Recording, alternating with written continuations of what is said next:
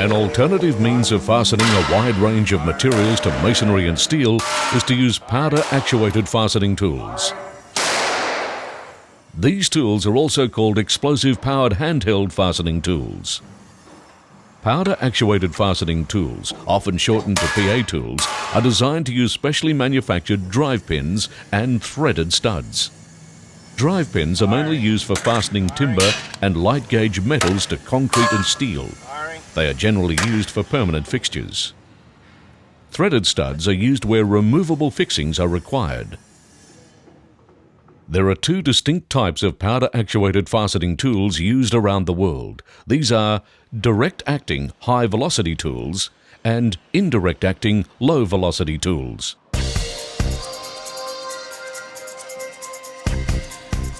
High-velocity powder-actuated tools were first introduced in Australia in the 1950s by Ramset. High-velocity tools are designed so that the energy contained within the power load is transferred directly to the fastener.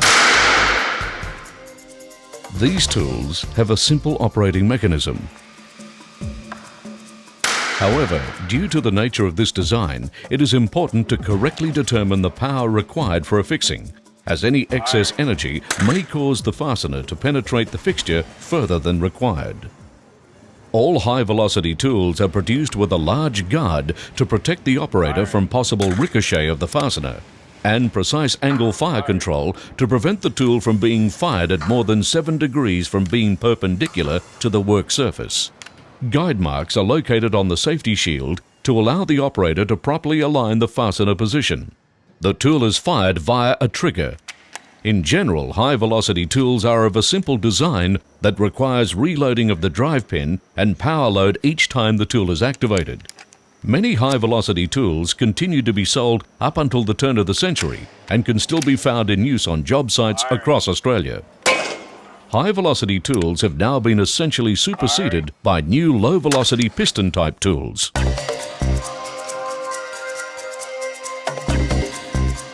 Low-velocity tools were first introduced in the late 1950s. Low-velocity tools are designed whereby the energy contained within a power load is transmitted to a captive piston, which in turn transfers the energy to the fastener.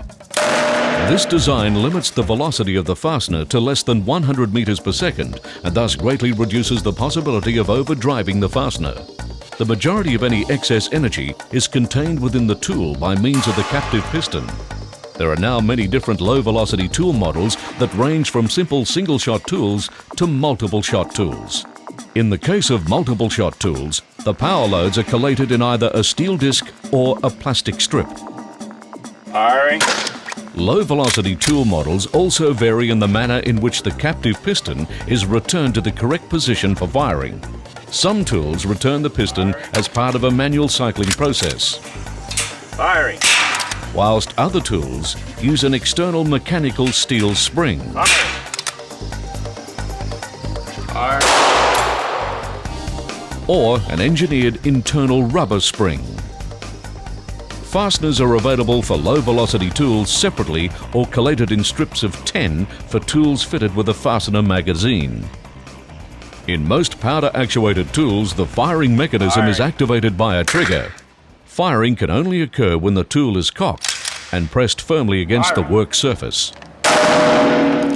When not in use, the power loads, which are commonly known as charges, must be stored safely in a lockable, dam-proof container that clearly indicates the words explosive charges. It is essential that operators who use these types of tools are not colorblind to ensure they can differentiate between the different strengths. Hard or brittle materials such as glazed bricks or tiles, marble, glass, slate, granite or high carbon steels should not have fasteners driven into them by this process, as shattering can occur. Never attempt to fasten onto pressurized vessels such as compressed gas cylinders. The tool must not be used in the presence of flammable or explosive gases, dust or vapor. Common materials that are suitable for powder-actuated fastenings include concrete and low-carbon steel.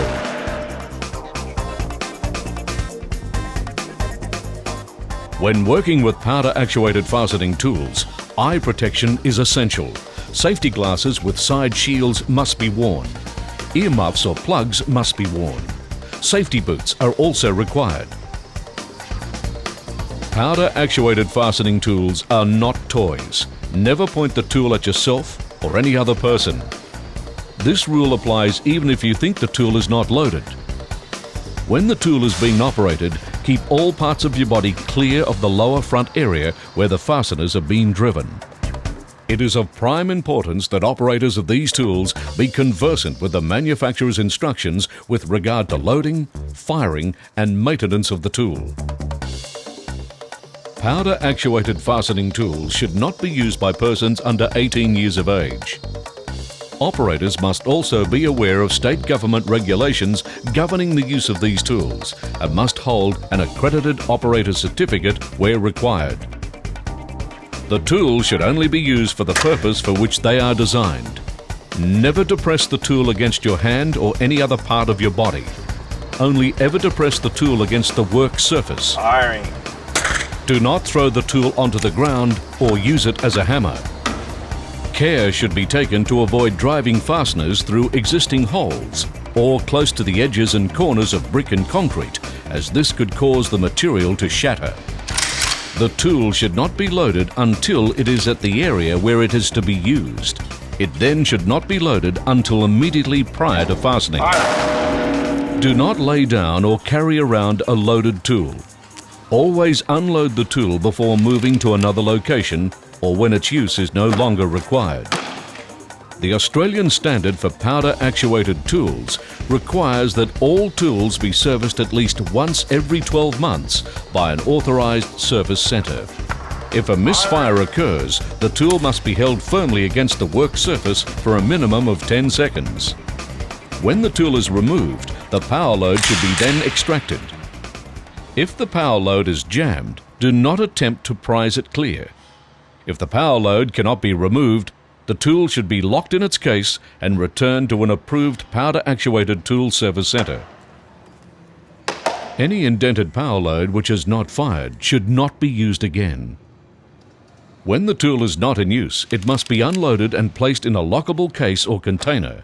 The container should then be stored in a safe place where only authorised persons have access. Operating powder actuated tools. Before operating a powder actuated fastening tool, check that the tool does not contain any live power loads or fasteners. It should be tested to ensure that it is functioning correctly. Press the tool against the work surface and pull the trigger. Listen for the click of the firing pin dropping. Repeat this test for a number of times to check consistency. Prior to and during firing of the tool, an approved warning sign should be displayed at or near all entrances to the place the tool is being used. Operating a low-velocity tool. To cycle the tool shown, hold the front barrel by the rubber grip provided. Slide the barrel assembly forward firmly until it reaches the barrel stop. The piston is returned within the barrel during this forward movement. To close the tool, the barrel assembly is pushed back until the closed position is reached. With the tool in the closed position, the power load strip can now be inserted in the hole provided in the base of the rubber handle.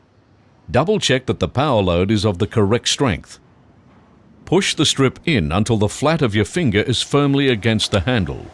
The first power load is now aligned with the power load chamber. Insert the fastener head first into the muzzle of the fastener guide. Adjust the power of the tool as required. The tool is now ready to be fired. Press the tool firmly against the work surface at a 90-degree angle. Keeping the tool perpendicular to the work surface reduces the possibility of ricochets. Hold the tool securely with a well-balanced stance so as to counteract any recoil of the tool. Make the firing call and pull the trigger. To further eliminate ricochets and deflections when the tool is fired, special spall shields or guards should be attached at the muzzle end of the tool when possible. With this tool, the spent power load is removed from the tool automatically as part of the opening and closing sequence. The opening of the tool resets the power load index lever and the strip is lifted by the closing of the tool, bringing a fresh power load to the chamber. Operating a high-velocity tool. To operate the tool shown, lift and hinge open the tool. Then remove the breech plug and check that the barrel is clear. Insert the fastener, point first into the barrel using finger pressure. Then replace the breech plug and insert a cartridge into the breech plug. Then close the tool. The tool is now loaded and ready for use. Press the tool firmly against the work surface at a 90-degree angle. Keeping the tool perpendicular to the work surface reduces the possibility of ricochets. Hold the tool securely with a well-balanced stance so as to counteract any recoil of the tool. Make the firing call and pull the trigger. Firing. In this high-velocity tool, the spent power load must be manually removed. If required, the strength of a power load can be reduced in a high-velocity tool by using the power positioning rod. The power positioning rod is used to adjust the position of the fastener within the barrel. The power is reduced the further down the barrel the pin is positioned. Selecting the power load. Of great importance to the successful setting of fasteners is selection of the correct power load. Each power load contains a specific type and quantity of explosive that relates to the relative strength of the power load. The relative strength of the power load is clearly marked with a color coding and a description on the box along with a list of tools for which the power loads are suitable. To determine the most appropriate power load for a fixing, begin by using the weakest strength and minimum power setting. Then, gradually increase power and load strength to obtain the optimum fixing. The Australian standard for colour coding of the power loads is grey, minimum; brown, very weak; green, weak; yellow, medium; blue, medium strong; red, strong; purple, very strong; white, especially strong; black, maximum.